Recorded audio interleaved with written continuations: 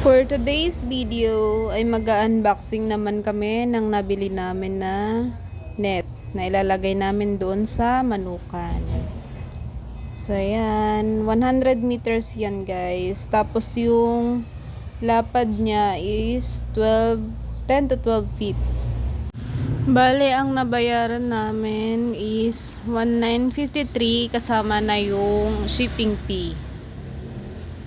Goods na din yan guys. Tsaka may kasama na siyang pangtali. 200 meters yung pantaling kasama kasi baba tsaka taas yung tatalian.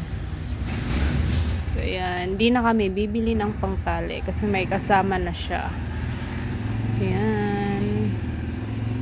So ayan guys, yung pangtali kasama. So ayan.